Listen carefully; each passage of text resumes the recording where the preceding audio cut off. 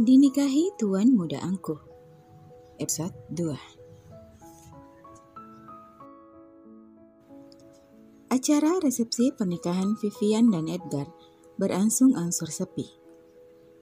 Para tamu undangan satu persatu telah meninggalkan pesta, mengingat jarum jam sudah berada di angka 12. Vivian sendiri sudah merasa lelah.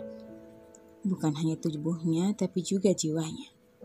Semua terasa lelah. Wanita itu butuh tidur untuk mengistirahatkan semua anatomi tubuhnya, termasuk otaknya yang sedari tadi bekerja keras, memikirkan apa yang akan terjadi selanjutnya. Edgar melirik sekilas wanita di sampingnya. Sepertinya wanita itu bukan tipe yang suka mengeluh. Terbukti, sekarang meski sudah jelas terlihat di wajahnya jika dia lelah, tapi dia sama sekali tidak mengeluarkan sepatah kata pun. Bibirnya masih terkunci rapat, dan matanya pun hanya lurus ke depan tapi tampak begitu hampa. Apa dia tipe wanita introvert? Batin Edgar. Astaga, untuk apa aku peduli tentang hal itu? Mau dia introvert, extrovert, itu bukan urusanku. Urusanku sekarang, aku ingin mandi air hangat lalu tidur nyenyak di kasur yang empuk. Wanita ini akan aku urus besok. Ucapnya kemudian masih di dalam hati. Edgar memberikan kode kepada Rafa yang dengan setia berdiri tak jauh darinya. Meski Edgar sudah menyuruhnya untuk duduk dan menikmati pesta itu, tapi sekretaris yang terkenal dengan segala kesempurnaannya tetap memilih menjaga sang tuan muda dengan jarak yang dekat. Iya tuan, Anda menginginkan sesuatu? Pria bertubuh kekar itu menundukkan sedikit kepalanya sebagai tanda hormat, begitu kakinya berpijak di dekat sang tuan muda. Antar wanita ini pulang ke rumah, perintah Edgar melirik sinis ke Vivian. Tatapannya biasa aja dengan muda yang terhormat. Umpat Vivian dalam hati. Sepertinya wanita itu punya kebiasaan baru, yaitu mengomel dalam hati. Baik tuan, setelah saya mengantarkan tuan muda ke kamar, mari. Rafa sang sekretaris yang dikenal lebih kejam dari tuannya, kini berjalan mengikuti pasangan pengantin baru yang telah berjalan lebih dulu, keluar dari ruangan tersebut melewati pintu samping. Nona muda, silahkan Anda tunggu saya. Saya akan mengantar tuan muda terlebih dahulu ke kamarnya. Pinta Rafa dengan jelas, kemudian memberikan kode kepada seseorang untuk mengantarkan Vivian ke mobil yang telah terparkir di depan pintu hotel tersebut. Vivian hanya menatap datar Rafa dan mengangguk, membuat Edgar yang berdiri tak jauh dari sana berdecak kesal.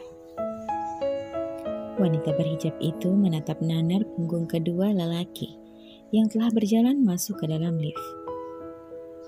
Jadi, ini maksudnya aku ditinggalkan di malam pertama pernikahanku? Apa seburuk itu aku di matanya? Tebak Vivian dalam hati. Ini rasanya sangat sedih, dicampakkan di malam pertama. Tapi kenapa aku tersenyum? Tambahnya masih di dalam hati, lalu menutup mulutnya yang tiba-tiba saja melengkung ke atas. Oh Vian, ini berarti kamu bebas malam ini. Pakiknya dalam hati lalu keluar dari hotel, sejenak menghirup udara malam yang cukup sejuk. Rafa, kau yakin wanita itu tidak bisu? Kedua pria itu telah berada di dalam sebuah benda yang berbentuk persegi panjang dan kini sedang berselancar naik ke tingkat paling atas. Tidak tuan, jawab Rafa. Tapi kenapa aku tidak pernah mendengarkannya berbicara? Edgar menatap pintu lift itu kesal. Nona muda tipe wanita pendiam tuan, jawab Rafa. Bukankah aku sudah memberikan semua informasi istri Anda, Tuan? Itu berarti Anda tidak membacanya. Batin Rafa. Aku tidak punya waktu untuk membaca informasi tentangnya. Protes Edgar cepat, seakan tahu isi otak sekretarisnya. Lebih baik aku mengurus Lawrence Group daripada wanita itu. Tambahnya kemudian. Maaf Tuan, jawab Rafa cepat. Minta maaf sajalah daripada panjang urusannya. Menolak Rafa di dalam hati. Jangan-jangan dia tidak tahu ya siapa aku. Tebak kembali Edgar. Saya rasa semua orang tahu siapa Anda, Tuan. Tapi kenapa responnya seperti itu? Di saat semua wanita histeris saat melihatku. Tapi dia hanya memasang wajah datarnya yang super jelek itu. Intonasi kata jelek sangat jelas terdengar jika pria itu sedang memaki istrinya sendiri. Jelek-jelek begitu istri Anda juga, Tuan. Tapi menurutku sih nona muda cukup imut, kayak marmut. Apalagi pipinya yang cabi itu, rasanya aku ingin mencubitnya. Gumam Rafa dalam hati terkekeh-geli dengan pikirannya sendiri. Edgar menenggan sembarangan seraya memasang wajah kesalnya. Baru kali ini dia melihat ada seorang wanita yang seolah-olah tidak menginginkan dirinya. Padahal kan dia adalah salah satu pria yang paling diidolakan di pelosok negeri ini. Ya tentu saja, karena selain tampan dia juga kaya raya. Tapi hari ini, sikap istrinya membuat harga dirinya sedikit tersentil dan dia merasa tidak terima dengan hal itu. Mungkin nona muda masih tidak senang dengan keluarganya, Tuan. Nona muda sangat tahu pernikahan ini terjadi karena pertukaran. Rafa masih setia terus meladeni sikap ketus tuannya. Sedikit merasa kesal sekaligus prihatin mengingat data tentang wanita yang sudah resmi menjadi istri tuannya tersebut. Seandainya saya Tuan Muda lihat data tentang Nona Vivian, mungkin Tuan Muda akan merasa sedikit iba atas dasar kemanusiaan. Tapi ya, si Tuan arogan ini bahkan tidak pernah menyentuh kertas-kertas itu. Menolak Rafa di dalam hati. Resikonya karena punya keluarga serakah seperti ayahnya. Percakapan itu pun terhenti saat lift telah sampai di tingkat paling tinggi di gedung hotel tersebut. Salah satu gedung megah milik Lawrence Group dan kamar paling atas yaitu President Suite adalah kamar pribadi untuk sang tuan muda. Tempat untuk beristirahat jika memang sedang berkunjung di hotel tersebut. Di lorong panjang, bukan hanya ada kamar Edgar, Rafa pun memiliki kamar pribadi tepat di sebelah kamar tuan muda itu. Mereka diibaratkan bunga dan kumbang, tidak bisa dipisahkan. Di mana ada Edgar, di situ ada Rafa. Rafa membuka pintu kamar yang luasnya hampir mencakup setengah dari lebar gedung hotel itu. Mempersilahkan Edgar untuk masuk lalu mengekorinya setelah menutup pintu kamar tersebut. Rafa membantu melepaskan jas yang melekat di tubuh Edgar, kemudian meletakkannya di sandaran sofa, di mana Edgar sedang duduk sekarang. Lalu membantu lelaki itu melepaskan sepatunya dan menggantikannya dengan sandal. Kembali Rafa menegakkan tubuhnya. Ada yang bisa saya bantu lagi, Tuan Muda? Pergilah, antar wanita itu. Bilang sama Pak Liam. Aku akan pulang besok pagi sebelum ke kantor. Ujar Edgar melipat kedua tangannya di depan dada, seraya merebahkan punggungnya di sandaran sofa.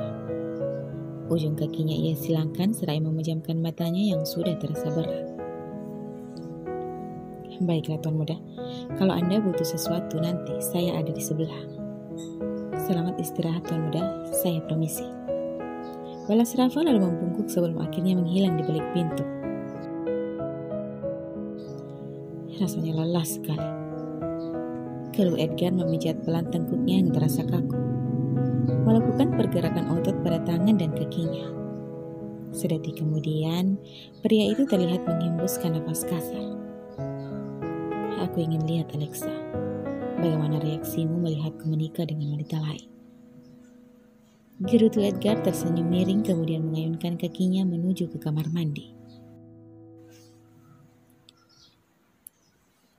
Maaf Nona Muda membuat Anda menunggu.